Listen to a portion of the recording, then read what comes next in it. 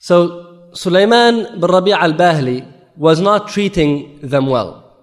He had this problem with Amr bin Ma'di Yakrib. So Umar bin Khattab, he sent a letter to Salman bin Rabi'ah. He said, فَقَدْ بَلَغَنِي صَنِيعَكَ بِعَمْرٍ وَإِنَّكَ لَمْ تُحْسِنْ بِذَلِكَ وَلَمْ تُجْمِلْ فِيهِ فإذا كنت بمثل مكانك في دار الحرب فانظر عمرا وطليحة وقربهما منك واسمع منهما فإن لهما بالحرب علما وتجربة وإذا وصلت إلى دار السلم فأنزلهما منزلتهما التي أنزل أنفسهما بها وقرب أهل الفقه والقرآن.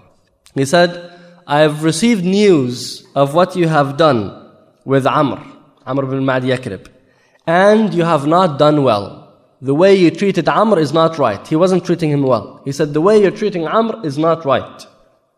He said, when you are in a state of war, you need to take Amr and Talayha and put them next to you and have them as advisors for you.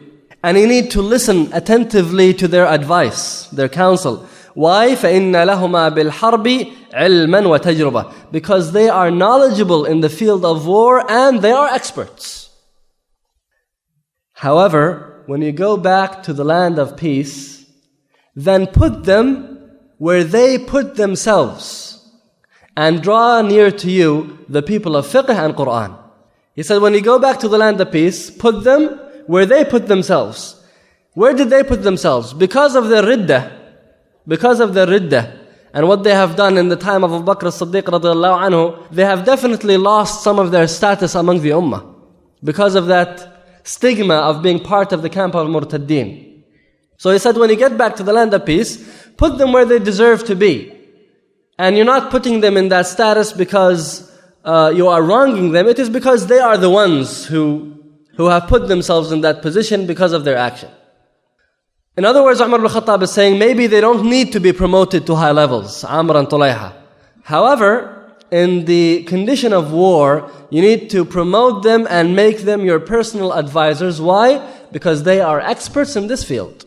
Even though they might not have the best akhlaq, they might not be the most righteous men in the army, they might not have the greatest taqwa, but when it comes to the field of war, they are the experts.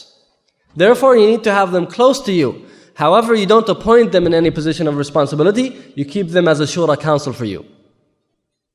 When you go back to the land of peace, who do you bring next to you? The people of Qur'an and fiqh.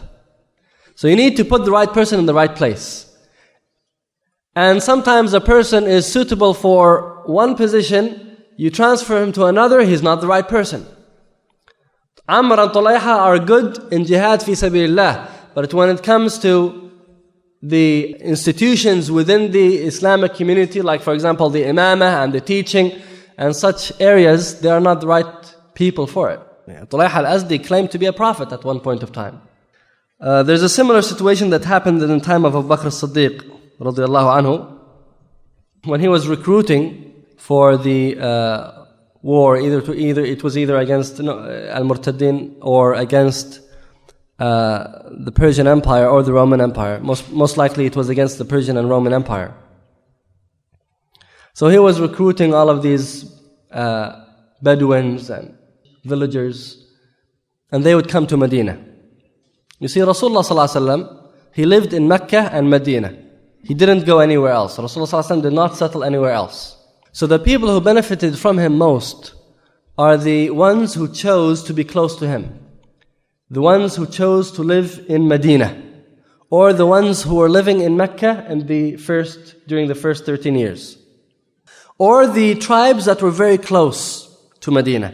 These are the ones that got the most benefit out of Rasulullah sallallahu alaihi wasallam. But the tribes who are further away, they didn't receive that tarbiyah that the Sahaba radiallahu anhum who were in Medina received. You see, within the Sahaba you have ranks. You have the greatest is Abu Bakr, and then Umar. And then you have the six, the council of six, which was appointed by Umar bin Khattab. And then you have the Ashara al-Mubashirin bil Jannah, and the six are among them. And then you have Ahl Badr. And then after Ahl Badr, Ashab Bay'at al-Ridwan, and these are 1400 Sahabi, the ones who gave Rasulullah sallallahu alaihi wasallam the pledge of allegiance under the lote tree. And the number was 1400. And Allah Azza wa Jalla says about them, لَقَدْ رَضِيَ اللَّهُ عَنِ الْمُؤْمِنِينَ إِذْ يُبَايِعُونَكَ تَحْتَ الشَّجَرَةِ. Allah is pleased with the believers who gave you the pledge of allegiance under the tree. And then the next status are the ones who, and the last, this is the last status, are the ones who became Muslim after Fath Makkah. And Allah Azza wa Jalla says, the ones who believed after the opening of Mecca are not equal to the ones who believed before the opening of Mecca. And these who became Muslim towards the end of the da'wah of Rasulullah sallallahu alaihi wasallam, the last 2 years, are Sahaba who maybe only met Rasulullah sallallahu alaihi wasallam once. Maybe they only attended one of his talks. Maybe the only time they saw him was in Hajjat al-Wada'. So they are not equal to the Sahaba who spent years and years studying under Rasulullah sallallahu alaihi wasallam. Now, on top of that, you have some tabi'een who are from distant lands. So the level of tarbiyah was different. Not everybody had the same tarbiyah. The tarbiyah that Abu Bakr as-Siddiq had was different than the tarbiyah somebody 1,000 kilometers away had, even though both were contemporaries of Rasulullah sallallahu alaihi wasallam. So some of these men were coming into Medina. They were the new recruits. And they didn't have sufficient tarbiyah. Many of them were not Sahaba. They were new Muslims. They just became Muslim. They were coming to Medina responding to the call of Hayya al qital. Abu Bakr is inviting them to fight, and they came to Medina. They're responding to the call. The Sahaba radiallahu anhum in Medina have good akhlaq, good manners, good behavior. They know how to treat others. They are very compassionate, merciful. But then you have some of these Bedouin tribes coming in, and they're rough, harsh. They lack the akhlaq. You know, the Bedouin leads a very tough lifestyle, so that reflects on their behavior. Rasulullah ﷺ says there's a difference between the shepherds of camels and the shepherds of sheep. You kind of are affected by even the line of work that you do. The shepherds of camels, because they're dealing with arrogant animals, they tend to develop arrogance too. While the shepherd of sheep, because they're dealing with very soft and compassionate animals, they become very soft and compassionate too. And that's why Rasulullah ﷺ says, مَا مِن نَبِي إِلَّا وَرَاعَ الْغَنَمِ. Every prophet has been a shepherd of sheep.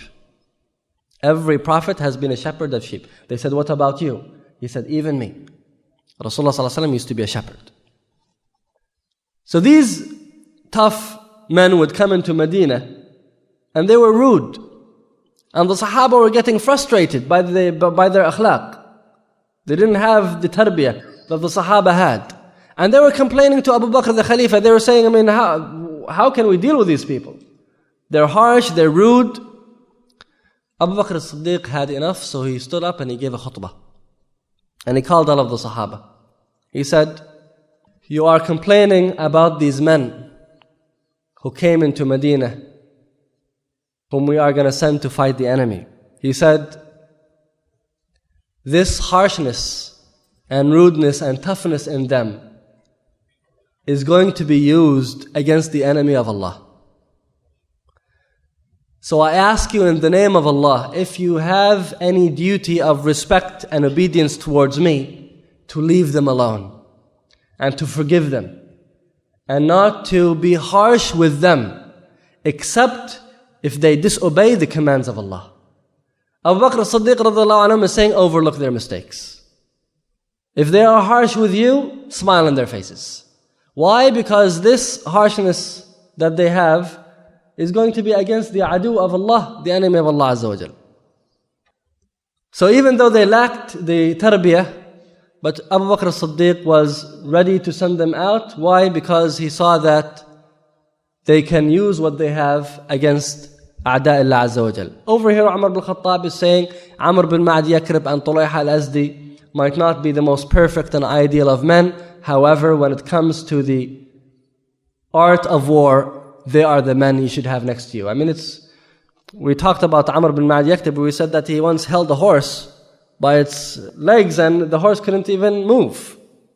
These were strong men. And Talha al-Azdi, there's one story about him that he attacked and this story is mentioned in Siraj al-Muluk by Tartushi. He goes on his own and he enters into the camp of the Persian general. And he walks in, he goes straight to the compound of the general of the entire army. And he takes the horse of the general and walks out. So one of their knights, he pursues him. Talha al-Azdi turns around, he kills him and takes his horse. The second knight among them follows Talha al-Azdi. Talha al-Azdi kills him and takes his horse. Now he has 3 horses.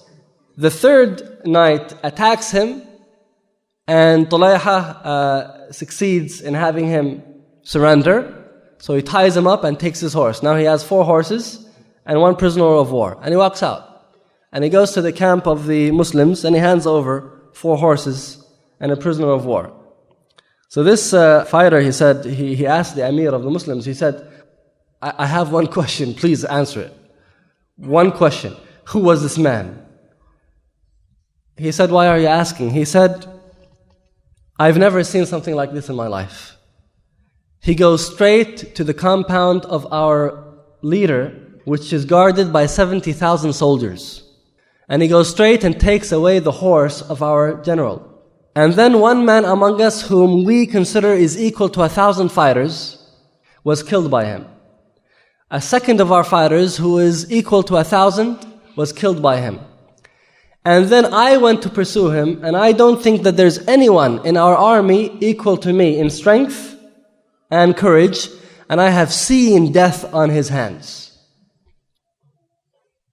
He said this is Talha al-Azdi. So these were men who were good at that field, but when it comes to other areas in times of peace, he said put them where they deserve to be. And that's an important quality of the leader. You need to know the abilities and the skills of your followers. Don't expect everyone to be equal. Don't expect everyone to do the same thing. Rasulullah ﷺ used to send the right person to the right place. He would ask the right person to do the right thing. When an old man came to Rasulullah ﷺ asking him, tell me, O Rasulullah, about one thing. This old man said, لَقَدْ كَثُرَتْ عَلَيَّ شَرَائِعُ الْإِسْلَامِ. The commands of Islam are becoming too many for me to keep track of. Every now and then there's a new ayah telling us to do something new. I can't keep track of all of that. Tell me one thing that I can hold on to. What did Rasulullah ﷺ tell him to do? Go and fight jihad fi sabilillah? No, he told him dhikr of Allah. Do the dhikr of Allah. Because this is an old man.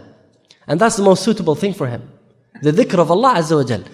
لا يزال لسانك رطب بذكر الله. Your tongue should be soft all the time, moving, doing the dhikr of Allah Azza wa Jal. While when a tough man, young man who was married to 9 women came to Rasulullah ﷺ, Rasulullah ﷺ told him, first of all, you have to divorce 5 of your women and then go fi sabilillah. So different people would be told to do different things. When Nu'aym ibn Mas'ud came to Rasulullah ﷺ and said, I want to join you, and this was during the Battle of the Trench, Rasulullah ﷺ said, don't join me. If you join me, you're going to be only 1 soldier. But go and divide the enemy from within. So Rasulullah ﷺ, our example in leadership, put the right person in the right place.